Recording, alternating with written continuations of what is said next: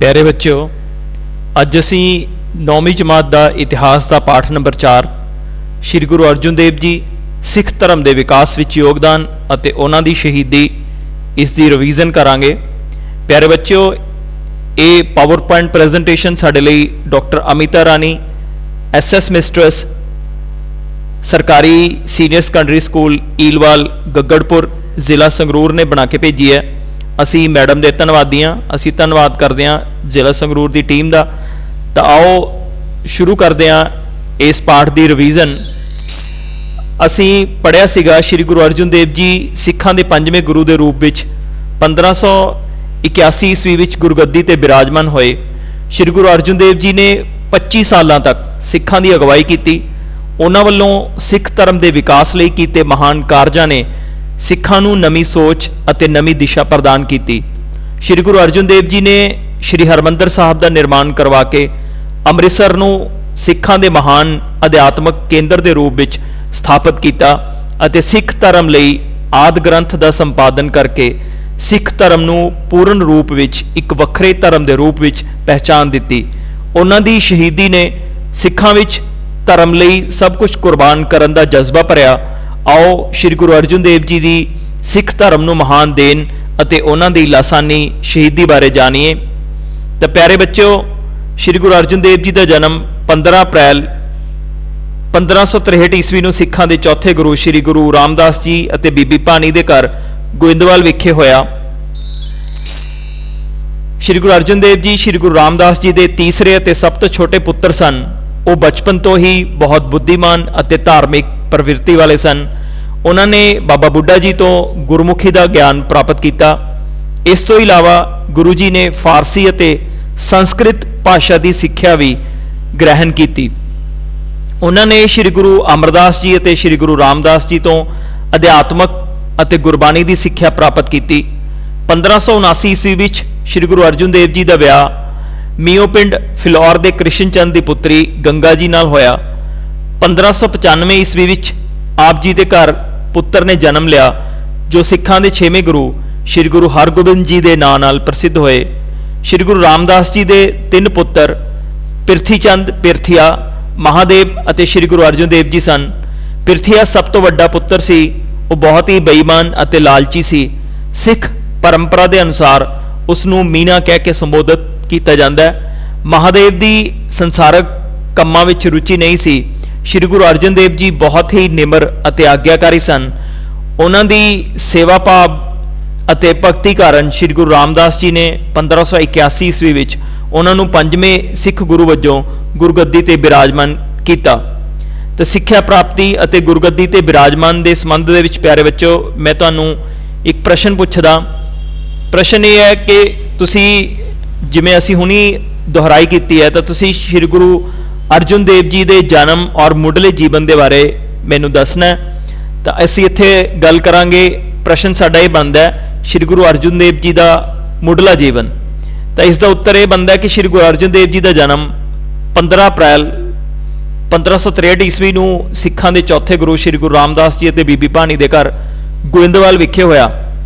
श्री गुरु अर्जुन देव जी श्री गुरु रामदास जी के तीसरे अते सब तो छोटे पुत्र सन। वो बचपन तो ही बहुत बुद्धिमान अते धार्मिक प्रवृत्ति वाले सन। उन्होंने बाबा बुढ़ा जी तो गुरमुखी का ज्ञान प्राप्त किया। इस तो इलावा गुरु जी ने फारसी अते संस्कृत भाषा की सिक्ख्या भी ग्रहण की। इस तो इलावा गुरु जी ने फारसी अते संस्कृत भाषा की सिक्ख्या भी ग्रहण की। उन्होंने श्री गुरु अमरदास जी अते श्री गुरु रामदास जी तो अध्यात्मक अते गुरबाणी की सिक्ख्या प्राप्त की। 1579 ईस्वी में श्री गुरु अर्जुन देव जी का विआह मेओ पिंड फिलौर के कृष्ण चंद की पुत्री गंगा जी नाल होया। 1595 ईस्वी में आप जी के घर पुत्र ने जन्म लिया जो सिखां दे 6वें गुरु श्री गुरु हरगोबिंद जी के नाम नाल प्रसिद्ध होए। श्री गुरु रामदास जी के 3 पुत्र पिरथीचंद पिरथिया महादेव अते श्री गुरु अर्जुन देव सन।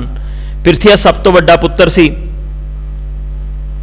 वो बहुत ही बेईमान अते लालची सी। सिख परंपरा के अनुसार उसनूं मीना कह के संबोधित किया जाता है। महादेव की संसारक कामां विच रुचि नहीं सी। श्री गुरु अर्जुन देव जी बहुत ही निमर अते आग्याकारी सन।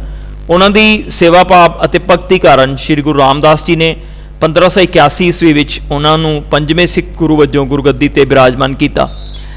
ਤਾਂ ਪਿਆਰੇ ਬੱਚਿਓ, ਹੁਣੇ ਅਸੀਂ ਸ਼੍ਰੀ ਗੁਰੂ ਅਰਜਨ ਦੇਵ ਜੀ ਦਾ ਮੁੱਢਲਾ ਜੀਵਨ ਬਾਰੇ ਜਾਣਕਾਰੀ ਹਾਸਲ ਕਰ ਰਹੇ ਸੀ, ਦੁਹਰਾ ਰਹੇ ਸੀ ਉਹਨਾਂ ਦੀ ਸਿੱਖਿਆ ਪ੍ਰਾਪਤੀ, ਕਿ ਉਹਨਾਂ ਨੇ ਕਿਵੇਂ ਧਾਰਮਿਕ ਪ੍ਰਵਿਰਤੀ ਵਾਲੇ ਸੀ, ਬੁੱਧੀਮਾਨ ਸੀ ਉਹਨਾਂ ਨੇ ਪੰਜਾਬੀ ਔਰ ਫਾਰਸੀ ਔਰ ਸੰਸਕ੍ਰਿਤ ਭਾਸ਼ਾ ਦਾ ਗਿਆਨ ਗ੍ਰਹਿਣ ਕੀਤਾ।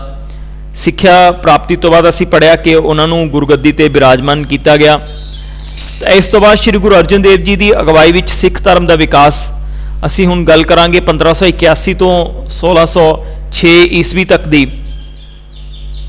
ਤਾਂ ਸ਼੍ਰੀ ਗੁਰੂ ਅਰਜਨ ਦੇਵ ਜੀ ਨੇ ਮੁਸ਼ਕਲਾਂ ਤੇ ਵਿਰੋਧਾਂ ਦੇ ਬਾਵਜੂਦ 25 ਸਾਲ ਦੇ ਆਪਣੇ ਗੁਰੂ ਕਾਲ ਵਿੱਚ ਸਿੱਖ ਧਰਮ ਦੇ ਪ੍ਰਚਾਰ, ਪ੍ਰਸਾਰ ਅਤੇ ਵਿਕਾਸ ਲਈ ਬਹੁਤ ਹੀ ਮਹੱਤਵਪੂਰਨ ਕੰਮ ਕੀਤੇ।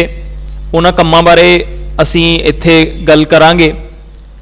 ਤਾਂ ਅਸੀਂ ਗੱਲ ਕਰ ਰਹੇ ਹਾਂ ਸ਼੍ਰੀ ਗੁਰੂ ਅਰਜਨ ਦੇਵ ਜੀ ਨੇ ਮੁਸ਼ਕਲਾਂ ਅਤੇ ਵਿਰੋਧਾਂ ਦੇ ਬਾਵਜੂਦ 25 ਸਾਲ ਦੇ ਆਪਣੇ ਗੁਰੂ ਕਾਲ ਵਿੱਚ, ਜਿਹੜਾ ਉਹਨਾਂ ਦਾ 25 ਸਾਲ ਦਾ ਗੁਰੂ ਕਾਲ ਸੀਗਾ, ਉਹਦੇ ਵਿੱਚ ਬਹੁਤ ਕੰਮ ਕੀਤੇ, ਜਿਸ ਦੇ ਵਿੱਚ ਸਿੱਖ ਧਰਮ ਦਾ ਪ੍ਰਚਾਰ ਸੀ, ਪ੍ਰਸਾਰ ਸੀ ਅਤੇ ਵਿਕਾਸ ਸੀ। ਤਾਂ ਇਹ ਕੰਮ ਬਹੁਤ ਮਹੱਤਵਪੂਰਨ ਰਹੇ ਉਹਨਾਂ ਦੇ ਜੀਵਨ ਕਾਲ ਵਿੱਚ।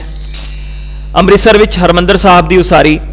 ਤਾਂ ਸਭ ਤੋਂ ਪਹਿਲਾਂ ਅਸੀਂ ਗੱਲ ਕਰਾਂਗੇ ਅੰਮ੍ਰਿਤਸਰ ਵਿੱਚ ਹਰਿਮੰਦਰ ਸਾਹਿਬ ਦੀ ਉਸਾਰੀ। ਰਾਮਦਾਸਪੁਰ ਅੰਮ੍ਰਿਤਸਰ ਨਗਰ ਦੀ ਸਥਾਪਨਾ ਸ਼੍ਰੀ ਗੁਰੂ ਰਾਮਦਾਸ ਜੀ ਨੇ ਕੀਤੀ ਸੀ। ਉਹਨਾਂ ਨੇ ਅੰਮ੍ਰਿਤਸਰ ਅਤੇ ਸੰਤੋਖਸਰ ਨਾਂ ਦੇ ਸਰੋਵਰਾਂ ਦੇ ਨਿਰਮਾਣ ਦਾ ਕੰਮ ਵੀ ਸ਼ੁਰੂ ਕਰਵਾਇਆ, ਪਰ ਇਹ ਕੰਮ ਗੁਰੂ ਅਰਜਨ ਦੇਵ ਜੀ ਦੇ ਸਮੇਂ ਸੰਪੂਰਨ ਹੋਏ। ਸ਼੍ਰੀ ਗੁਰੂ ਅਰਜਨ ਦੇਵ ਜੀ ਨੇ ਅੰਮ੍ਰਿਤਸਰ ਸਰੋਵਰ ਦੇ ਵਿਚਕਾਰ ਇੱਕ ਧਰਮਸ਼ਾਲਾ ਦਾ ਨਿਰਮਾਣ ਕਰਵਾਇਆ, ਜਿਸ ਦਾ ਨਾਂ ਹਰਿਮੰਦਰ ਈਸ਼ਵਰ ਦਾ ਘਰ ਰੱਖਿਆ ਗਿਆ। ਹਰਿਮੰਦਰ ਸਾਹਿਬ ਦੀ ਨੀਂਹ 1588 ਈਸਵੀ ਵਿੱਚ ਪ੍ਰਸਿੱਧ ਸੂਫੀ ਫਕੀਰ ਮੀਆਂ ਮੀਰ ਜੀ ਨੇ ਰੱਖੀ। 1604 ਈਸਵੀ ਵਿੱਚ ਹਰਿਮੰਦਰ ਸਾਹਿਬ ਵਿੱਚ ਆਦਿ ਗ੍ਰੰਥ ਆਦਿ ਸ਼੍ਰੀ ਗੁਰੂ ਗ੍ਰੰਥ ਸਾਹਿਬ ਜੀ ਦਾ ਪ੍ਰਕਾਸ਼ ਕੀਤਾ ਗਿਆ ਅਤੇ ਬਾਬਾ ਬੁੱਢਾ ਜੀ ਨੂੰ ਇਸ ਦਾ ਪਹਿਲਾ ਗ੍ਰੰਥੀ ਨਿਯੁਕਤ ਕੀਤਾ ਗਿਆ। ਤਾਂ ਪਿਆਰੇ ਬੱਚਿਓ, ਇਸ ਅਸੀਂ ਐਪੀਸੋਡ ਦੇ ਵਿੱਚ ਪੜ੍ਹਿਆ ਕਿ ਸ਼੍ਰੀ ਅੰਮ੍ਰਿਤਸਰ ਸਾਹਿਬ ਵਿੱਚ ਸ਼੍ਰੀ ਹਰਿਮੰਦਰ ਸਾਹਿਬ ਦੀ ਉਸਾਰੀ। ਤਾਂ ਰਾਮਦਾਸਪੁਰ ਅੰਮ੍ਰਿਤਸਰ ਨਗਰ ਦੀ ਸਥਾਪਨਾ ਸ਼੍ਰੀ ਗੁਰੂ ਰਾਮਦਾਸ ਜੀ ਨੇ ਕੀਤੀ ਸੀ। ਉਹਨਾਂ ਨੇ ਅੰਮ੍ਰਿਤਸਰ ਅਤੇ ਸੰਤੋਖਸਰ ਨਾਂ ਦੇ ਸਰੋਵਰਾਂ ਦੇ ਨਿਰਮਾਣ ਦਾ ਕੰਮ ਵੀ ਸ਼ੁਰੂ ਕਰਵਾਇਆ ਸੀ, ਪਰ ਇਹ ਕੰਮ ਸ਼੍ਰੀ ਗੁਰੂ ਅਰਜਨ ਦੇਵ ਜੀ ਦੇ ਸਮੇਂ ਸੰਪੂਰਨ ਹੋਏ ਸੀ। ਸ਼੍ਰੀ ਗੁਰੂ ਅਰਜਨ ਦੇਵ ਜੀ ਨੇ ਅੰਮ੍ਰਿਤਸਰ ਸਰੋਵਰ ਦੇ ਵਿਚਕਾਰ ਇੱਕ ਧਰਮਸਾਲ ਦਾ ਨਿਰਮਾਣ ਕਰਵਾਇਆ, ਜਿਸ ਦਾ ਨਾਂ ਹਰਿਮੰਦਰ ਈਸ਼ਵਰ ਦਾ ਘਰ ਰੱਖਿਆ ਗਿਆ। ਹਰਿਮੰਦਰ ਸਾਹਿਬ ਦੀ ਨੀਂਹ 1588 ਈਸਵੀ ਵਿੱਚ ਪ੍ਰਸਿੱਧ ਸੂਫੀ ਫਕੀਰ ਮੀਆਂ ਮੀਰ ਜੀ ਨੇ ਰੱਖੀ ਸੀ। 1604 ਈਸਵੀ ਵਿੱਚ ਹਰਿਮੰਦਰ ਸਾਹਿਬ ਵਿੱਚ ਆਦਿ ਸ਼੍ਰੀ ਗੁਰੂ ਗ੍ਰੰਥ ਸਾਹਿਬ ਜੀ ਦਾ ਪ੍ਰਕਾਸ਼ ਕੀਤਾ ਗਿਆ ਅਤੇ ਬਾਬਾ ਬੁੱਢਾ ਜੀ ਨੂੰ ਇਸ ਦਾ ਪਹਿਲਾ ਗ੍ਰੰਥੀ ਨਿਯੁਕਤ ਕੀਤਾ ਗਿਆ। ਆਦਿ ਗ੍ਰੰਥ ਸਾਹਿਬ ਦਾ ਸੰਪਾਦਨ। ਸ਼੍ਰੀ ਗੁਰੂ ਅਰਜਨ ਦੇਵ ਜੀ ਦੇ ਸਮੇਂ ਤੱਕ ਸਿੱਖ ਧਰਮ ਬਹੁਤ ਫੈਲ ਚੁੱਕਿਆ ਸੀ। ਸਿੱਖ ਗੁਰੂਆਂ ਨੇ ਕਾਫੀ ਮਾਤਰਾ ਵਿੱਚ ਬਾਣੀ ਦੀ ਰਚਨਾ ਕਰ ਲਈ ਸੀ। ਸ਼੍ਰੀ ਗੁਰੂ ਅਰਜਨ ਦੇਵ ਜੀ ਨੇ ਵੀ 30 ਰਾਗਾਂ ਵਿੱਚ 2218 ਸ਼ਬਦਾਂ ਦੀ ਰਚਨਾ ਕੀਤੀ। ਕੁਝ ਲੋਕਾਂ ਨੇ ਗੁਰੂਆਂ ਦੇ ਨਾਂ ਤੇ ਬਾਣੀ ਦੀ ਰਚਨਾ ਸ਼ੁਰੂ ਕਰ ਦਿੱਤੀ ਸੀ। ਇਸ ਲਈ ਸ਼੍ਰੀ ਗੁਰੂ ਅਰਜਨ ਦੇਵ ਜੀ ਨੇ ਸਿੱਖਾਂ ਨੂੰ ਗੁਰੂ ਸਾਹਿਬਾਨ ਦੀ ਬਾਣੀ ਦਾ ਗਿਆਨ ਕਰਵਾਉਣ ਅਤੇ ਉਸ ਦੀ ਸੰਭਾਲ ਕਰਨ ਲਈ ਆਦਿ ਗ੍ਰੰਥ ਸਾਹਿਬ ਜੀ ਦਾ ਸੰਕਲਨ ਕਰਕੇ ਸਿੱਖਾਂ ਨੂੰ ਇੱਕ ਵੱਖਰਾ ਧਾਰਮਿਕ ਗ੍ਰੰਥ ਪ੍ਰਦਾਨ ਕੀਤਾ। ਗ੍ਰੰਥ ਦੇ ਸੰਕਲਨ ਦਾ ਕੰਮ ਅੰਮ੍ਰਿਤਸਰ ਵਿਖੇ ਰਾਮਸਰ ਸਰੋਵਰ ਦੇ ਕੰਢੇ ਇਕਾਂਤ ਸਥਾਨ ਤੇ ਆਰੰਭ ਕੀਤਾ ਗਿਆ। ਸ਼੍ਰੀ ਗੁਰੂ ਅਰਜਨ ਦੇਵ ਜੀ ਨੇ ਆਪ ਬੋਲ ਕੇ ਭਾਈ ਗੁਰਦਾਸ ਜੀ ਤੋਂ ਬਾਣੀ ਨੂੰ ਲਿਖਵਾਇਆ। ਆਦਿ ਗ੍ਰੰਥ ਸਾਹਿਬ ਜੀ ਵਿੱਚ ਸਿੱਖ ਗੁਰੂਆਂ ਦੀ ਬਾਣੀ ਤੋਂ ਇਲਾਵਾ ਕਈ ਹਿੰਦੂ ਭਗਤਾਂ, ਸੂਫੀ ਸੰਤਾਂ, ਪੱਟਾਂ ਅਤੇ ਗੁਰੂ ਸਿੱਖਾਂ ਦੇ ਸ਼ਬਦਾਂ ਨੂੰ ਸਥਾਨ ਦਿੱਤਾ ਗਿਆ ਹੈ। 1604 ਈਸਵੀ ਵਿੱਚ ਆਦਿ ਗ੍ਰੰਥ ਸਾਹਿਬ ਜੀ ਦੇ ਸੰਕਲਨ ਦਾ ਕੰਮ ਸੰਪੂਰਨ ਹੋਇਆ ਅਤੇ ਇਸ ਦਾ ਪਹਿਲਾ ਪ੍ਰਕਾਸ਼ ਹਰਿਮੰਦਰ ਸਾਹਿਬ ਵਿਖੇ ਕੀਤਾ ਗਿਆ। ਬਾਬਾ ਬੁੱਢਾ ਜੀ ਨੂੰ ਇਸ ਦਾ ਪਹਿਲਾ ਗ੍ਰੰਥੀ ਨਿਯੁਕਤ ਕੀਤਾ ਗਿਆ। ਤਾਂ ਅਸੀਂ ਇੱਥੇ ਡਿਸਕਸ਼ਨ ਕਰ ਰਹੇ ਹਾਂ ਆਦਿ ਗ੍ਰੰਥ ਸਾਹਿਬ ਦਾ ਸੰਪਾਦਨ। ਤਾਂ ਪਿਆਰੇ ਬੱਚਿਓ, ਅਸੀਂ ਦੁਹਰਾਈ ਕੀਤੀ ਹੈ ਕਿ ਸ਼੍ਰੀ ਗੁਰੂ ਅਰਜਨ ਦੇਵ ਜੀ ਦੇ ਸਮੇਂ ਤੱਕ ਸਿੱਖ ਧਰਮ ਬਹੁਤ ਫੈਲ ਚੁੱਕਿਆ ਸੀ। ਸਿੱਖ ਗੁਰੂਆਂ ਨੇ ਕਾਫੀ ਮਾਤਰਾ ਵਿੱਚ ਬਾਣੀ ਦੀ ਰਚਨਾ ਕਰ ਲਈ ਸੀ। ਸ਼੍ਰੀ ਗੁਰੂ ਅਰਜਨ ਦੇਵ ਜੀ ਨੇ ਵੀ 30 ਰਾਗਾਂ ਵਿੱਚ 2218 ਸ਼ਬਦਾਂ ਦੀ 2218 ਸ਼ਬਦਾਂ ਦੀ ਰਚਨਾ ਕੀਤੀ। ਕੁਝ ਲੋਕਾਂ ਨੇ ਗੁਰੂਆਂ ਦੇ ਨਾਂ ਤੇ ਬਾਣੀ ਦੀ ਰਚਨਾ ਸ਼ੁਰੂ ਕਰ ਦਿੱਤੀ ਸੀ। ਇਸ ਲਈ ਸ਼੍ਰੀ ਗੁਰੂ ਅਰਜਨ ਦੇਵ ਜੀ ਨੇ ਸਿੱਖਾਂ ਨੂੰ ਗੁਰੂ ਸਾਹਿਬਾਨ ਦੀ ਬਾਣੀ ਦਾ ਗਿਆਨ ਕਰਵਾਉਣ ਅਤੇ ਉਸ ਦੀ ਸੰਭਾਲ ਕਰਨ ਲਈ ਆਦਿ ਗ੍ਰੰਥ ਸਾਹਿਬ ਜੀ ਦਾ ਸੰਕਲਨ ਕਰਕੇ ਸਿੱਖਾਂ ਨੂੰ ਇੱਕ ਵੱਖਰਾ ਧਾਰਮਿਕ ਗ੍ਰੰਥ ਪ੍ਰਦਾਨ ਕੀਤਾ। ਸ਼੍ਰੀ ਗੁਰੂ ਅਰਜਨ ਦੇਵ ਜੀ ਦੀ ਬਹੁਤ ਵੱਡੀ ਦੇਣ ਹੈ ਇਹ। ਗ੍ਰੰਥ ਦੇ ਸੰਕਲਨ ਦਾ ਕੰਮ ਅੰਮ੍ਰਿਤਸਰ ਵਿਖੇ ਰਾਮਸਰ ਸਰੋਵਰ ਦੇ ਕੰਢੇ ਇਕਾਂਤ ਸਥਾਨ ਤੇ ਆਰੰਭ ਕੀਤਾ ਗਿਆ ਸੀ। ਸ਼੍ਰੀ ਗੁਰੂ ਅਰਜਨ ਦੇਵ ਜੀ ਨੇ ਆਪ ਬੋਲ ਕੇ ਭਾਈ ਗੁਰਦਾਸ ਜੀ ਤੋਂ ਬਾਣੀ ਨੂੰ ਲਿਖਵਾਇਆ। ਆਦਿ ਗ੍ਰੰਥ ਸਾਹਿਬ ਜੀ ਵਿੱਚ ਸਿੱਖ ਗੁਰੂਆਂ ਦੀ ਬਾਣੀ ਤੋਂ ਇਲਾਵਾ ਕਈ ਹਿੰਦੂ ਭਗਤਾਂ, ਸੂਫੀ ਸੰਤਾਂ, ਪੱਟਾਂ ਅਤੇ ਗੁਰਸਿੱਖਾਂ ਦੇ ਸ਼ਬਦਾਂ ਨੂੰ ਸਥਾਨ ਦਿੱਤਾ ਗਿਆ। 1604 ਈਸਵੀ ਵਿੱਚ ਆਦਿ ਗ੍ਰੰਥ ਸਾਹਿਬ ਜੀ ਦੇ ਸੰਕਲਨ ਦਾ ਕੰਮ ਸੰਪੂਰਨ ਹੋਇਆ ਅਤੇ ਇਸ ਦਾ ਪਹਿਲਾ ਪ੍ਰਕਾਸ਼ ਹਰਿਮੰਦਰ ਸਾਹਿਬ ਵਿਖੇ ਕੀਤਾ ਗਿਆ। ਬਾਬਾ ਬੁੱਢਾ ਜੀ ਨੂੰ ਇਸ ਦਾ ਪਹਿਲਾ ਗ੍ਰੰਥੀ ਨਿਯੁਕਤ ਕੀਤਾ ਗਿਆ ਸੀ। ਛੇਹਰਟਾ ਦਾ ਨਿਰਮਾਣ ਸ਼੍ਰੀ ਗੁਰੂ ਅਰਜਨ ਦੇਵ ਜੀ ਨੇ ਵਡਾਲੀ ਪਿੰਡ ਵਿੱਚ ਪਾਣੀ ਦੀ ਘਾਟ ਨੂੰ ਪੂਰਾ ਕਰਨ ਲਈ ਇੱਕ ਖੂਹ ਖੁਦਵਾਇਆ ਅਤੇ ਉਸ ਖੂਹ ਤੇ 6 ਰਹਟ ਲਗਵਾਏ। ਇਸ ਤੋਂ ਬਾਅਦ ਇਸ ਪਿੰਡ ਦਾ ਨਾਂ ਛੇਹਰਟਾ ਪੈ ਗਿਆ। ਤਾਂ ਸ਼੍ਰੀ ਗੁਰੂ ਅਰਜਨ ਦੇਵ ਜੀ ਨੇ ਵਡਾਲੀ ਪਿੰਡ ਵਿੱਚ ਪਾਣੀ ਦੀ ਘਾਟ ਨੂੰ ਪੂਰਾ ਕਰਨ ਦੇ ਲਈ ਖੂਹ ਖੁਦਵਾਇਆ ਸੀ ਅਤੇ ਉਸ ਤੇ ਹਰਟ ਲਗਵਾਏ ਸੀ ਤੇ ਇਸ ਤੋਂ ਬਾਅਦ ਇਸ ਪਿੰਡ ਦਾ ਨਾਂ ਛੇਹਰਟਾ ਪੈ ਗਿਆ। ਮਸੰਦ ਪ੍ਰਥਾ ਦਾ ਵਿਕਾਸ, ਅੱਗੇ ਅਸੀਂ ਗੱਲ ਕਰਦੇ ਹਾਂ, ਦੁਹਰਾਈ ਕਰਦੇ ਹਾਂ ਮਸੰਦ ਪ੍ਰਥਾ ਦੇ ਵਿਕਾਸ ਦੀ। ਮਸੰਦ ਪ੍ਰਥਾ ਸ਼੍ਰੀ ਗੁਰੂ ਰਾਮਦਾਸ ਜੀ ਨੇ ਸ਼ੁਰੂ ਕੀਤੀ ਸੀ। ਸ਼੍ਰੀ ਗੁਰੂ ਅਰਜਨ ਦੇਵ ਜੀ ਨੇ ਮਸੰਦ ਪ੍ਰਥਾ ਦੇ ਵਿਕਾਸ ਲਈ ਨਵੇਂ ਨਿਯਮ ਬਣਾਏ। ਉਹਨਾਂ ਨੇ ਸਿੱਖਾਂ ਨੂੰ ਆਪਣੀ ਕਮਾਈ ਦਾ 10ਵਾਂ ਭਾਗ ਦਸਵੰਧ ਗੁਰੂ ਘਰ ਨੂੰ ਭੇਂਟ ਕਰਨ ਲਈ ਪ੍ਰੇਰਿਤ ਕੀਤਾ।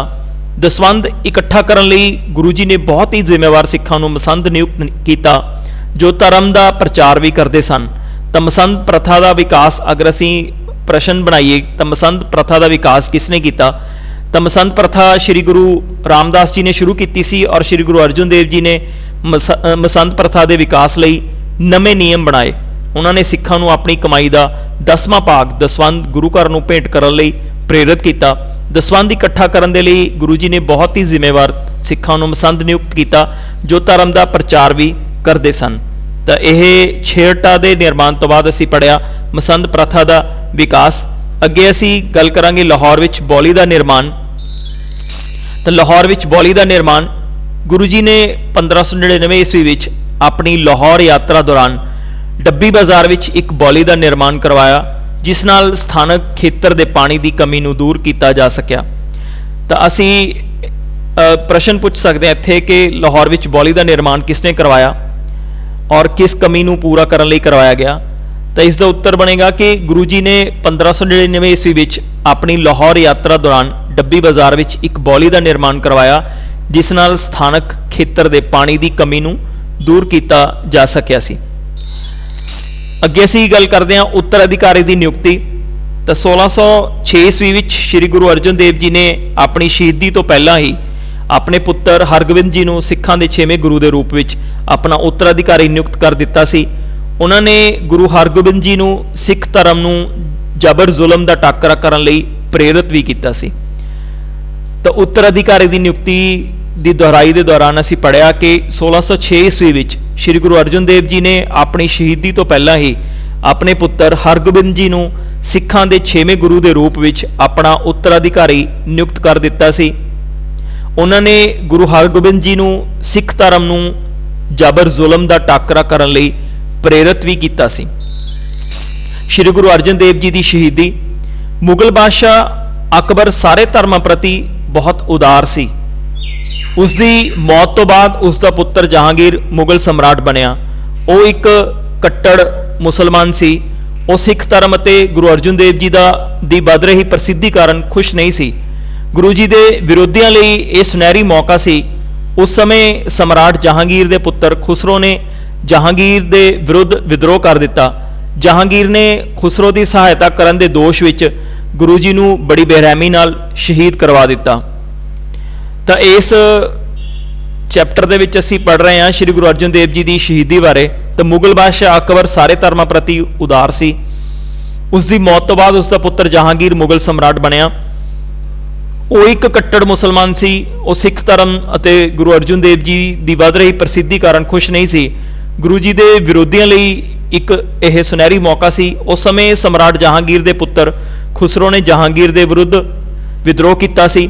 ਤਾਂ ਜਹਾਂਗੀਰ ਨੇ ਖੁਸਰੋ ਦੀ ਸਹਾਇਤਾ ਕਰਨ ਦੇ ਦੋਸ਼ ਵਿੱਚ ਗੁਰੂ ਜੀ ਨੂੰ ਬੜੀ ਬੇਰਹਿਮੀ ਨਾਲ ਸ਼ਹੀਦ ਕਰਵਾ ਦਿੱਤਾ। ਸ਼੍ਰੀ ਗੁਰੂ ਅਰਜਨ ਦੇਵ ਜੀ ਦੀ ਸ਼ਹੀਦੀ ਦੇ ਜਿਹੜੇ ਕਾਰਨ ਸੀ ਉਹਨਾਂ ਦੀ ਅਸੀਂ ਇੱਥੇ ਡਿਸਕਸ਼ਨ ਕਰਾਂਗੇ। ਤਾਂ ਸਿੱਖ ਪੰਥ ਦਾ ਵਿਸਥਾਰ। ਸ਼੍ਰੀ ਗੁਰੂ ਅਰਜਨ ਦੇਵ ਜੀ ਵੱਲੋਂ ਹਰਿਮੰਦਰ ਸਾਹਿਬ ਦਾ ਨਿਰਮਾਣ, ਤਰਨਤਾਰਨ, ਕਰਤਾਰਪੁਰ, ਹਰਗੋਬਿੰਦਪੁਰ ਨਗਰਾਂ ਦੀ ਸਥਾਪਨਾ ਅਤੇ ਆਦਿ ਗ੍ਰੰਥ ਜੀ ਦੇ ਸੰਪਾਦਨਾ ਕਾਰਨ ਸਿੱਖ ਧਰਮ ਬਹੁਤ ਤੇਜ਼ੀ ਨਾਲ ਫੈਲ ਰਿਹਾ ਸੀ। ਲੋਕ ਸ਼੍ਰੀ ਗੁਰੂ ਅਰਜਨ ਦੇਵ ਜੀ ਨੂੰ ਸੱਚੇ ਪਾਤਸ਼ਾਹ ਕਹਿ ਕੇ ਬੁਲਾਉਣ ਲੱਗ ਪਏ। ਦਸਵੰਧ ਪ੍ਰਥਾ ਦੇ ਕਾਰਨ ਗੁਰੂ ਘਰ ਦੀ ਆਮਦਨ ਵਿੱਚ ਵਾਧਾ ਹੋਣ ਲੱਗ ਪਿਆ ਸੀ। ਇਸ ਲਈ ਜਹਾਂਗੀਰ ਨੂੰ ਸ੍ਰੀ ਗੁਰੂ ਅਰਜਨ ਦੇਵ ਜੀ ਦੇ ਵਧਦੇ ਹੋਏ ਪ੍ਰਭਾਵ ਤੋਂ ਰਾਜਨੀਤਿਕ ਖਤਰਾ ਮਹਿਸੂਸ ਹੋਣ ਲੱਗਿਆ। ਤਾਂ ਸ੍ਰੀ ਗੁਰੂ ਅਰਜਨ ਦੇਵ ਜੀ ਦੀ ਸ਼ਹੀਦੀ ਦੇ ਕਾਰਨਾਂ ਦੇ ਵਿੱਚ ਅਸੀਂ ਪਹਿਲਾ ਕਾਰਨ ਪੜ੍ਹਿਆ ਕਿ ਸਿੱਖ ਪੰਥ ਦਾ ਵਿਸਥਾਰ। ਸ੍ਰੀ ਗੁਰੂ ਅਰਜਨ ਦੇਵ ਜੀ ਵੱਲੋਂ ਹਰਿਮੰਦਰ ਸਾਹਿਬ ਦਾ ਨਿਰਮਾਣ ਕਰਵਾਇਆ ਗਿਆ, ਤਰਨਤਾਰਨ, ਕਰਤਾਰਪੁਰ, ਹਰਗੋਬਿੰਦਪੁਰ ਨਗਰਾਂ ਦੀ ਸਥਾਪਨਾ ਹੋਈ ਅਤੇ ਆਦਿ ਗ੍ਰੰਥ ਜੀ ਦੇ ਸੰਪਾਦਨਾ ਕਾਰਨ ਸਿੱਖ ਧਰਮ ਬਹੁਤ ਤੇਜ਼ੀ ਦੇ ਨਾਲ ਫੈਲ ਰਿਹਾ ਸੀ। ਲੋਕ ਸ੍ਰੀ ਗੁਰੂ ਅਰਜਨ ਦੇਵ ਜੀ ਨੂੰ ਸੱਚੇ ਪਾਤਸ਼ਾਹ ਕਹਿ ਕੇ ਬੁਲਾਉਂਦੇ ਸੀ। ਦਸਵੰਧ ਪ੍ਰਥਾ ਦੇ ਕਾਰਨ ਗੁਰੂ ਘਰ ਦੀ ਆਮਦਨ ਦੇ ਵਿੱਚ ਬਹੁਤ ਵਾਧਾ ਹੋਇਆ ਸੀ। ਗੁਰੂ ਘਰ ਦੀ ਆਮਦਨ ਦੇ ਵਿੱਚ ਵਾਧਾ ਹੋਇਆ ਤਾਂ ਇਸ ਲਈ ਜਹਾਂਗੀਰ ਨੂੰ ਸ੍ਰੀ ਗੁਰੂ ਅਰਜਨ ਦੇਵ ਜੀ ਦੇ ਵਧਦੇ ਹੋਏ ਪ੍ਰਭਾਵ ਤੋਂ ਰਾਜਨੀਤਿਕ ਉਹਨੂੰ ਖਤਰਾ ਮਹਿਸੂਸ ਹੋਣ ਲੱਗਿਆ। ਤਾਂ ਇਹ ਵੀ ਇੱਕ ਕਾਰਨ ਬਣਿਆ। ਜਿਹੜਾ ਅਗਲਾ ਕਾਰਨ ਸੀ ਉਹ ਪ੍ਰਿਥੀ ਚੰਦ ਦੀ ਜਿਹੜੀ ਦੁਸ਼ਮਣੀ ਸੀਗੀ ਉਹ ਵੀ ਵੱਡਾ ਕਾਰਨ ਬਣੀ। ਪ੍ਰਿਥੀਆ ਸ੍ਰੀ ਗੁਰੂ ਅਰਜਨ ਦੇਵ ਜੀ ਦਾ ਸਭ ਤੋਂ ਵੱਡਾ ਭਰਾ ਸੀ। ਉਹ ਬਹੁਤ ਹੀ ਸਵਾਰਥੀ, ਧੋਖੇਬਾਜ਼ ਤੇ ਬੇਈਮਾਨ ਸੀ। ਇਸ ਕਾਰਨ ਹੀ ਸ੍ਰੀ ਗੁਰੂ ਰਾਮਦਾਸ ਜੀ ਨੇ ਪ੍ਰਿਥੀਆ ਨੂੰ ਗੁਰਗੱਦੀ ਨਹੀਂ ਸੌਂਪੀ ਸੀ। ਪਰ ਪ੍ਰਿਥੀਆ ਵੱਡਾ ਪੁੱਤਰ ਹੋਣ ਕਰਕੇ ਗੁਰਗੱਦੀ ਤੇ ਆਪਣਾ ਹੱਕ ਸਮਝਦਾ ਸੀ। ਗੁਰਗੱਦੀ ਦਾ ਨਾ ਮਿਲਣ ਦੇ ਕਾਰਨ ਉਹ ਗੁਰੂ ਜੀ ਦਾ ਦੁਸ਼ਮਣ ਬਣ ਗਿਆ। ਉਸਨੇ ਗੁਰਗੱਦੀ ਪ੍ਰਾਪਤ ਕਰਨ ਦੇ ਲਈ ਗੁਰੂ ਜੀ ਵਿਰੁੱਧ ਬਹੁਤ ਸਾਜ਼ਿਸ਼ਾਂ ਕੀਤੀਆਂ। ਉਸਨੇ ਮਸੰਦਾਂ ਤੋਂ ਧਨ ਖੋਣਾ ਸ਼ੁਰੂ ਕਰਤਾ ਤੇ ਆਪਣੀਆਂ ਰਚਨਾਵਾਂ ਨੂੰ ਗੁਰੂ ਦੀ ਬਾਣੀ ਕਹਿ ਕੇ ਪ੍ਰਚਾਰ ਉਸਦਾ ਕਰਨਾ ਸ਼ੁਰੂ ਕਰਤਾ।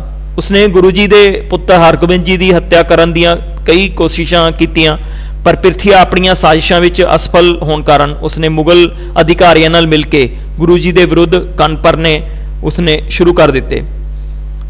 ਅਗਲਾ ਜਿਹੜਾ ਕਾਰਨ ਸੀ ਉਹ ਸੀ ਨਕਸ਼ਬੰਦੀਆਂ ਦਾ ਵਿਰੋਧ। ਤਾਂ ਪੰਜਾਬ ਵਿੱਚ ਸਿੱਖ ਧਰਮ ਦੇ ਵਧ ਰਹੇ ਪ੍ਰਭਾਵ ਨੂੰ ਰੋਕਣ ਲਈ ਸਰਹੰਦ ਦੇ ਜਿਹੜੇ ਨਕਸ਼ਬੰਦੀ ਲਹਿਰ ਸੀ, ਨਕਸ਼ਬੰਦੀ ਲਹਿਰ ਨਾਲ ਸੰਬੰਧਿਤ ਮੁਸਲਮਾਨਾਂ ਨੇ ਸ਼ੇਖ ਅਹਿਮਦ ਸਰਹੰਦੀ ਦੀ ਅਗਵਾਈ ਵਿੱਚ ਸ੍ਰੀ ਗੁਰੂ ਅਰਜਨ ਦੇਵ ਜੀ ਦੇ ਵਿਰੁੱਧ ਮੁਗਲ ਬਾਦਸ਼ਾਹ ਅਕਬਰ ਨੂੰ ਬਹੁਤ ਸ਼ਿਕਾਇਤਾਂ ਕੀਤੀਆਂ। ਤਾਂ ਨਕਸ਼ਬੰਦੀਆਂ ਦਾ ਜਿਹੜਾ ਵਿਰੋਧ ਸੀਗਾ ਉਸ ਦੇ ਵਿੱਚ ਜਿਹੜਾ ਪੰਜਾਬ ਵਿੱਚ ਸਿੱਖ ਧਰਮ ਦੇ ਵਧ ਰਹੇ ਪ੍ਰਭਾਵ ਨੂੰ ਰੋਕਣ ਦੇ ਲਈ ਸਰਹੰਦ ਦੇ ਨਕਸ਼ਬੰਦੀ ਲਹਿਰ ਨਾਲ ਸੰਬੰਧਿਤ ਜਿਹੜੇ ਮੁਸਲਮਾਨ ਸੀ ਉਹਨਾਂ ਨੇ ਸ਼ੇਖ ਅਹਿਮਦ ਸਰਹੰਦੀ ਦੀ ਅਗਵਾਈ ਵਿੱਚ ਸ੍ਰੀ ਗੁਰੂ ਅਰਜਨ ਦੇਵ ਜੀ ਦੇ ਵਿਰੁੱਧ ਮੁਗਲ ਬਾਦਸ਼ਾਹ ਅਕਬਰ ਨੂੰ ਬਹੁਤ ਸ਼ਿਕਾਇਤਾਂ ਕੀਤੀਆਂ। ਉਹ ਚਾਹੁੰਦੇ ਸੀ ਕਿ ਗੈਰ ਮੁਸਲਮਾਨਾਂ ਨੂੰ ਕਿਸੇ ਤਰ੍ਹਾਂ ਦੀ ਕੋਈ ਛੋਟ ਨਾ ਦਿੱਤੀ ਜਾਵੇ, ਪਰੰਤੂ ਅਕਬਰ ਬਾਦਸ਼ਾਹ ਧਾਰਮਿਕ ਤੌਰ ਤੇ ਉਦਾਰਵਾਦੀ ਸੀ। ਇਸ ਲਈ ਨਕਸ਼ਬੰਦੀ ਲਹਿਰ ਨਾਲ ਸੰਬੰਧਿਤ ਮੁਸਲਮਾਨ ਆਪਣੇ ਉਦੇਸ਼ ਵਿੱਚ ਸਫਲ ਨਾ ਹੋ ਸਕੇ। ਇਸ ਤੋਂ ਬਾਅਦ ਜਹਾਂਗੀਰ ਦੇ ਮੁਗਲ ਸਮਰਾਟ ਬਣਨ ਤੇ ਉਹਨਾਂ ਨੇ ਜਹਾਂਗੀਰ ਨੂੰ ਗੁਰੂ ਜੀ ਦੇ ਖਿਲਾਫ ਕਾਰਵਾਈ ਕਰਨ ਲਈ ਵੀ ਉਕਸਾਇਆ ਸੀ। ਅਗਲਾ ਜਿਹੜਾ ਕਾਰਨ ਬਣਿਆ ਉਹ ਚੰਦੂ ਸ਼ਾਹ ਦਾ ਵਿਰੋਧ ਸੀ। ਤਾਂ ਚੰਦੂ ਸ਼ਾਹ ਲਾਹੌਰ ਦਰਬਾਰ ਦਾ ਪ੍ਰਭਾਵਸ਼ਾਲੀ ਅਧਿਕਾਰੀ ਸੀ। ਚੰਦੂ ਸ਼ਾਹ ਦੀ ਪੁੱਤਰੀ ਦਾ ਰਿਸ਼ਤਾ ਸ੍ਰੀ ਗੁਰੂ ਅਰਜਨ ਦੇਵ ਜੀ ਦੇ ਪੁੱਤਰ ਹਰਗੋਬਿੰਦ ਜੀ ਦੇ ਨਾਲ ਹੋਣਾ ਤੈਅ ਹੋਇਆ ਸੀ, ਪਰੰਤੂ ਚੰਦੂ ਸ਼ਾਹ ਦੇ ਹੰਕਾਰ ਦੇ ਕਾਰਨ ਗੁਰੂ ਜੀ ਨੇ ਸਿੱਖ ਸੰਗਤ ਦੀ ਸਲਾਹ ਮੰਨਦੇ ਹੋਏ ਇਹ ਰਿਸ਼ਤਾ ਕਰਨ ਤੋਂ ਸਾਫ਼ ਇਨਕਾਰ ਕਰ ਦਿੱਤਾ। ਚੰਦੂ ਸ਼ਾਹ ਨੇ ਇਸ ਨੂੰ ਆਪਣਾ ਅਪਮਾਨ ਸਮਝਿਆ ਤੇ ਉਹ ਗੁਰੂ ਜੀ ਦਾ ਵਿਰੋਧੀ ਬਣ ਗਿਆ।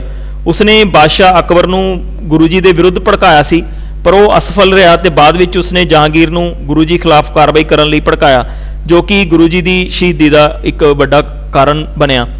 ਤਾਂ ਨਕਸ਼ਬੰਦੀਆਂ ਦੇ ਵਿਰੋਧ ਤੋਂ ਬਾਅਦ ਅਸੀਂ ਪ੍ਰਸ਼ਨ ਪੁੱਛਦੇ ਹਾਂ ਪਿਆਰੇ ਬੱਚੇ ਤੁਹਾਨੂੰ ਕਿ ਅਸੀਂ ਕਿਹੜਾ ਕਾਰਨ ਪੜ੍ਹਿਆ? ਕਾਰਨ ਪੜ੍ਹਿਆ ਸੀ ਚੰਦੂ ਸ਼ਾਹ ਦਾ ਵਿਰੋਧ। ਤਾਂ ਚੰਦੂ ਸ਼ਾਹ ਦੇ ਵਿਰੋਧ ਦੇ ਵਿੱਚ ਅਸੀਂ ਉਹਦਾ ਕਾਰਨ ਕੀ ਪੜ੍ਹਿਆ? ਤਾਂ ਚੰਦੂ ਸ਼ਾਹ ਦਾ ਵਿਰੋਧ ਜਿਹੜਾ ਸੀ ਇਹਦਾ ਉੱਤਰ ਬਣਦਾ ਚੰਦੂ ਸ਼ਾਹ ਲਾਹੌਰ ਦਰਬਾਰ ਦਾ ਪ੍ਰਭਾਵਸ਼ਾਲੀ ਅਧਿਕਾਰੀ ਸੀ। ਤਾਂ ਚੰਦੂ ਸ਼ਾਹ ਦੀ ਪੁੱਤਰੀ ਦਾ ਰਿਸ਼ਤਾ ਸ੍ਰੀ ਗੁਰੂ ਅਰਜਨ ਦੇਵ ਜੀ ਦੇ ਪੁੱਤਰ ਹਰਗੋਬਿੰਦ ਦੇ ਨਾਲ ਹੋਣਾ ਤੈਅ ਹੋਇਆ ਸੀ, ਪਰੰਤੂ ਚੰਦੂ ਸ਼ਾਹ ਦੇ ਹੰਕਾਰ ਦੇ ਕਾਰਨ ਗੁਰੂ ਜੀ ਨੇ ਸਿੱਖ ਸੰਗਤ ਦੀ ਸਲਾਹ ਮੰਨਦੇ ਹੋਏ ਇਹ ਰਿਸ਼ਤਾ ਕਰਨ ਤੋਂ ਸਾਫ਼ ਇਨਕਾਰ ਕਰ ਦਿੱਤਾ। ਚੰਦੂ ਸ਼ਾਹ ਨੇ ਇਸ ਨੂੰ ਆਪਣਾ ਅਪਮਾਨ ਸਮਝਿਆ ਤੇ ਉਹ ਗੁਰੂ ਜੀ ਦਾ ਵਿਰੋਧੀ ਬਣ ਗਿਆ। ਉਸਨੇ ਬਾਦਸ਼ਾਹ ਅਕਬਰ ਨੂੰ ਗੁਰੂ ਜੀ ਦੇ ਵਿਰੁੱਧ ਭੜਕਾਇਆ, ਪਰ ਉਹ ਅਸਫਲ ਰਿਹਾ। ਬਾਅਦ ਵਿੱਚ ਉਸਨੇ ਜਹਾਂਗੀਰ ਨੂੰ ਗੁਰੂ ਜੀ ਦੇ ਖਿਲਾਫ ਕਾਰਵਾਈ ਕਰਨ ਲਈ ਭੜਕਾਇਆ ਸੀ, ਜੋ ਕਿ ਗੁਰੂ ਜੀ ਦੀ ਸ਼ਹੀਦੀ ਦਾ ਕਾਰਨ ਬਣਿਆ। ਜਹਾਂਗੀਰ ਦੀ ਧਾਰਮਿਕ ਅਸਹਿਣਸ਼ੀਲਤਾ ਵੀ ਇਸ ਦਾ ਕਾਰਨ ਬਣੀ। ਜਿਹੜਾ ਮੁਗਲ ਬਾਦਸ਼ਾਹ ਜਹਾਂਗੀਰ ਇੱਕ ਕੱਟੜ ਮੁਸਲਮਾਨ ਸੀ, ਪਰ ਉਸ ਸਮੇਂ ਹਰ ਜਾਤੀ ਅਤੇ ਧਰਮ ਦੇ ਲੋਕ ਸਿੱਖ ਧਰਮ ਦੀ ਉਦਾਰਤਾ ਤੇ ਸਿੱਖਿਆਵਾਂ ਤੋਂ ਪ੍ਰਭਾਵਿਤ ਹੋ ਕੇ ਸਿੱਖ ਧਰਮ ਨੂੰ ਅਪਣਾ ਰਹੇ ਸਨ। ਜਹਾਂਗੀਰ ਨੂੰ ਗੁਰੂ ਅਰਜਨ ਦੇਵ ਜੀ ਦੇ ਵੱਧਦੇ ਪ੍ਰਭਾਵ ਨਾਲ ਈਰਖਾ ਹੋਣ ਲੱਗੀ ਤੇ ਉਹ ਸਿੱਖ ਮਤ ਦੇ ਵਿਸਥਾਰ ਨੂੰ ਰੋਕਣਾ ਚਾਹੁੰਦਾ ਸੀ। ਤਾਂ ਹੁਣੀ ਅਸੀਂ ਗੱਲ ਕੀਤੀ ਹੈ ਜਹਾਂਗੀਰ ਦੀ ਧਾਰਮਿਕ ਅਸਹਿਣਸ਼ੀਲਤਾ ਦੀ। ਤਾਂ ਮੈਂ ਪਿਆਰੇ ਬੱਚੇ ਤੁਹਾਨੂੰ ਪ੍ਰਸ਼ਨ ਪੁੱਛਦਾ ਕਿ ਜਹਾਂਗੀਰ ਦੀ ਧਾਰਮਿਕ ਅਸਹਿਣਸ਼ੀਲਤਾ ਬਾਰੇ ਤੁਸੀਂ ਕੀ ਜਾਣਦੇ ਹੋ? ਤਾਂ ਇਸ ਦਾ ਉੱਤਰ ਕੀ ਬਣੇਗਾ? ਜਹਾਂਗੀਰ ਦੀ ਧਾਰਮਿਕ ਅਸਹਿਣਸ਼ੀਲਤਾ। ਮੁਗਲ ਬਾਦਸ਼ਾਹ ਜਹਾਂਗੀਰ ਇੱਕ ਕੱਟੜ ਮੁਸਲਮਾਨ ਸੀ, ਪਰ ਉਸ ਸਮੇਂ ਹਰ ਜਾਤੀ ਅਤੇ ਧਰਮ ਦੇ ਲੋਕ ਸਿੱਖ ਧਰਮ ਦੀ ਉਦਾਰਤਾ ਤੇ ਸਿੱਖਿਆਵਾਂ ਤੋਂ ਪ੍ਰਭਾਵਿਤ ਹੋ ਕੇ ਸਿੱਖ ਧਰਮ ਨੂੰ ਅਪਣਾ ਰਹੇ ਸਨ। ਜਹਾਂਗੀਰ ਨੂੰ ਗੁਰੂ ਅਰਜਨ ਦੇਵ ਜੀ ਦੇ ਵੱਧਦੇ ਪ੍ਰਭਾਵ ਨਾਲ ਈਰਖਾ ਹੋਣ ਲੱਗੀ। ਉਹ ਸਿੱਖ ਮਤ ਦੇ ਵਿਸਥਾਰ ਨੂੰ ਰੋਕਣਾ ਚਾਹੁੰਦਾ ਸੀ। ਇਸ ਤੋਂ ਇਲਾਵਾ ਤਤਕਾਲੀ ਕਾਰਨ ਸੀਗੇ। ਖੁਸਰੋ ਜਿਹੜਾ ਸੀਗਾ ਉਸਨੇ ਰਾਜਗੱਦੀ ਪ੍ਰਾਪਤ ਕਰਨ ਦੇ ਲਈ ਆਪਣੇ ਪਿਤਾ ਜਹਾਂਗੀਰ ਵਿਰੁੱਧ ਵਿਦਰੋਹ ਕੀਤਾ ਸੀ। ਜਹਾਂਗੀਰ ਨੇ ਖੁਸਰੋ ਨੂੰ ਗ੍ਰਿਫਤਾਰ ਕਰਨ ਦੇ ਲਈ ਉਸ ਦੇ ਪਿੱਛੇ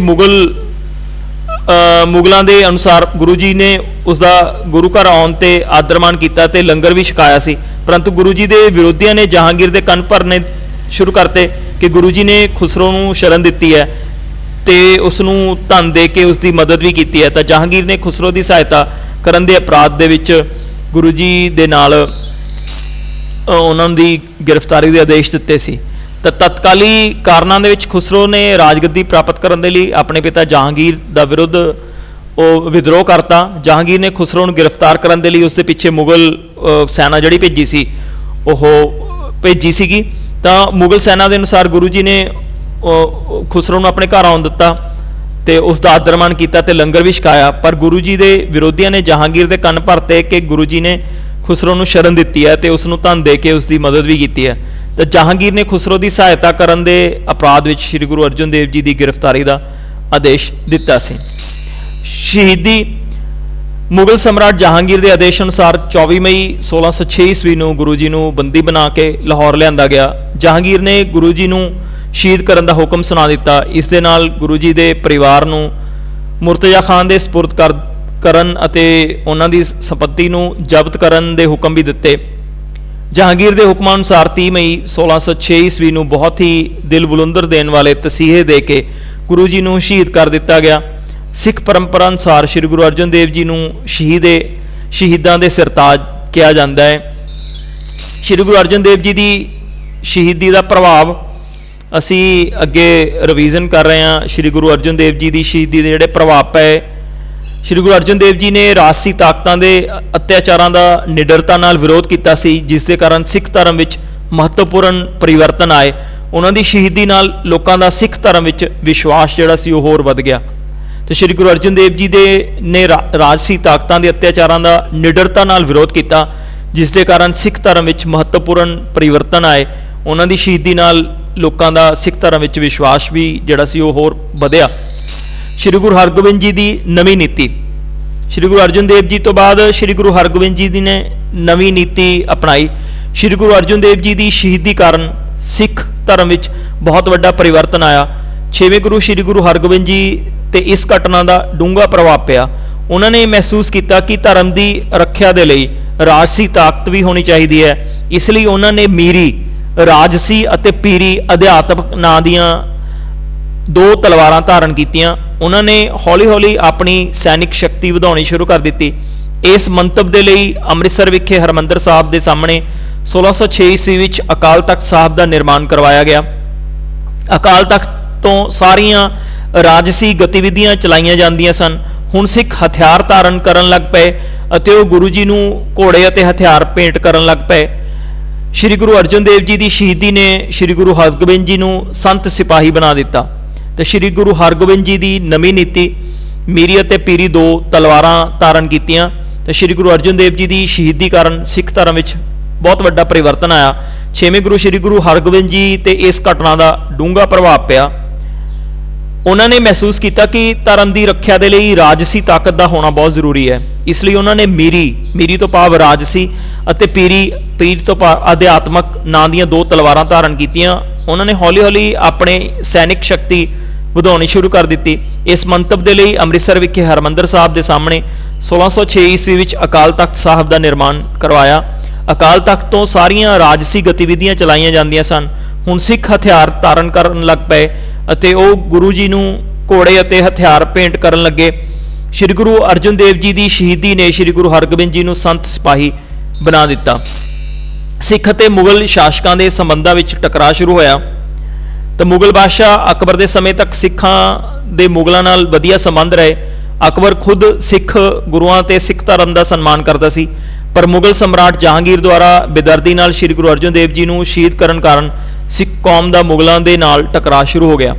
ਤਾਂ ਸਿੱਖਾਂ ਤੇ ਮੁਗਲ ਸ਼ਾਸਕਾਂ ਦੇ ਸੰਬੰਧਾਂ ਵਿੱਚ ਟਕਰਾਅ ਦਾ ਵੱਡਾ ਕਾਰਨ ਸ੍ਰੀ ਗੁਰੂ अर्जुन देव जी की शहीदी सी। तो मुगल बादशाह अकबर के समय तक सिखां दे मुगलों नाल वधिया संबंध सी, पर अकबर खुद सिख गुरुआं ते सिख धर्म का सन्मान करता सी। पर मुगल सम्राट जहांगीर द्वारा बेदर्दी नाल श्री गुरु अर्जुन देव जी नूं शहीद करन कारण सिख कौम का मुगलों के नाल टकरा जिहड़ा सी वो शुरू होया। मुगल शासकों का सिखां उत्ते अत्याचार।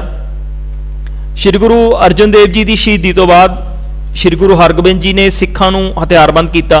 सिखां उत्ते राजसी अत्याचार का दौर शुरू हो गया। श्री गुरु हरगोबिंद जी नूं 1609 ईस्वी विच जहांगीर ने ग्वालियर के किले विच कैद कर दिता। शाहजहां के समय सिखां ते मुगलों के विचकार कई युद्ध होए।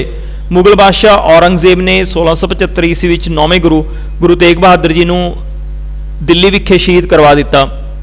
श्री गुरु गोबिंद सिंह जी, बंदा सिंह बहादुर और महाराजा रणजीत सिंह के समय भी मुगल सिख संघर्ष जिहड़ा सी वो जारी रहा। इस दे नाल सिखां विच एकता की भावना का विकास होया। श्री गुरु अर्जुन देव जी की शहीदी तो बाद सिख जबर जुलम के विरुद्ध उठ के खड़े होए। उन्होंने जबर जुलम के खिलाफ मर मिटन लई तैयार हो गए। उन्हों का सिख धर्म विच विश्वास होर पक्का हो गया। इस तरह गुरु अर्जुन देव जी की शहीदी सिखां लई प्रेरणा का स्रोत बन गई अते उन्हां विच एकता की भावना का विकास होया। इस तरह श्री गुरु अर्जुन देव जी द्वारा किए गए कारजां ने सिख धर्म नूं एक नवी दिशा प्रदान की। उन्होंने असाधारण निमरता, बहादुरी, निडरता, साहस अते लासानी आत्म बलिदान ने सिखां विच अदुੱਤੀ जोश का संचार किया।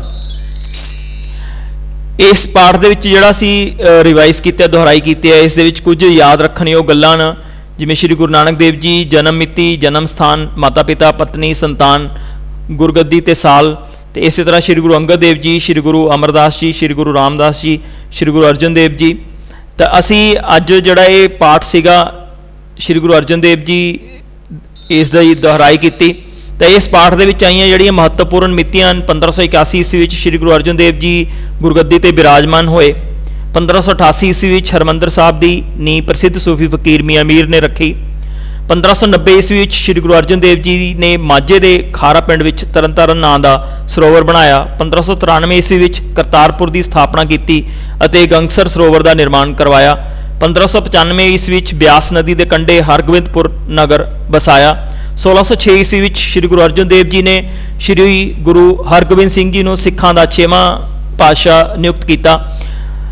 30 मई 1606 ईस्वी को श्री गुरु अर्जन देव जी ज्योति जोत समाए। 1604 ईस्वी विच श्री आदि ग्रंथ साहब दी संपादन का काम संपूर्ण होया। तो प्यारे बच्चों, ये पाठ सी साडा इतिहास का 9वीं का पाठ नंबर 4, जिसकी असी दोहराई कर रहे सी।